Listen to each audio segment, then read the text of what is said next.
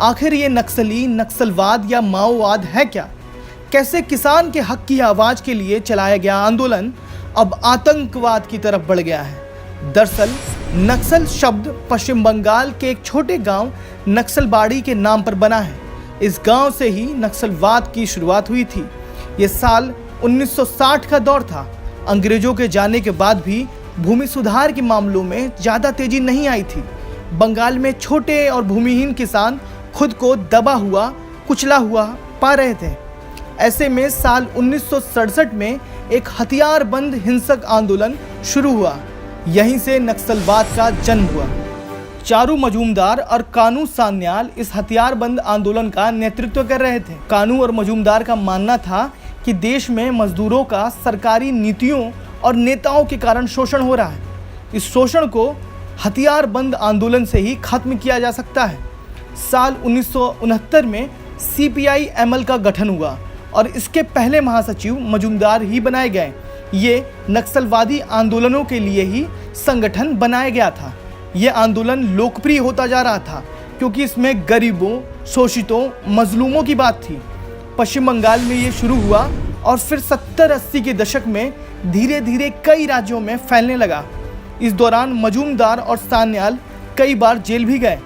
1972 में पुलिस हिरासत में ही मजूमदार की मौत हो गई और आंदोलन की दशा और दिशा ही बदल गई। धीरे धीरे इस आंदोलन ने आतंक की शक्लें ले ली। कई राज्यों में अलग अलग गुटों की अपनी सत्ताएं चलने लगी। अलग थलग पड़ गए। कानू सान्याल ने 2010 में खुदकुशी कर ली थी।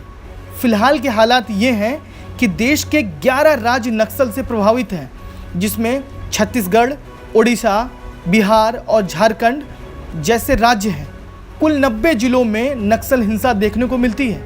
इन नक्सलियों का संविधान पर भरोसा नहीं है। इन्होंने बाद में साल 2004 में एक संगठन बनाया जिसका नाम दिया CPI माओवादी, यानी कम्युनिस्ट पार्टी ऑफ इंडिया माओवादी। आज जो हिंसा आपको दिखती है ये इसी नक्सली संगठन की देन है। ये संगठन दूसरे देशों के कम्युनिस्ट संगठनों के साथ मिलकर भारत में आतंक की जड़ें मजबूत कर रहा है।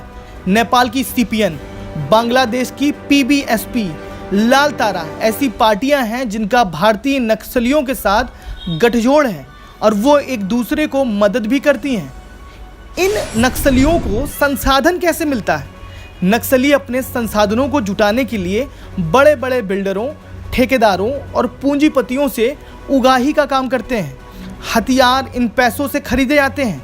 साथ ही पुलिस और सुरक्षा बलों पर हमले कर ये नक्सली हथियार लूट लेते हैं। आप लगातार झारखंड, छत्तीसगढ़ में जवानों के शहीद होने की खबरें देखते होंगे। ये इन्हीं नक्सलियों की देन है जिनके कारण हमारे देश के सपूतों को जान गंवानी पड़ती है। कभी कवि और साहित्यकार नक्सलबाड़ी आंदोलन की तारीफों में कविताएं लिखा करते थे। ऐसी ही एक कविता की पंक्ति है, एक ही संविधान के नीचे भूख से रिरियाती हुई फैली हथेली का नाम दया है और भूख में तनी हुई मुट्ठी का नाम नक्सलबाड़ी है। लेकिन आज इस आंदोलन में हक की बात नहीं है। इसने विभत्स और डरा देने वाला चेहरा अख्तियार कर लिया है।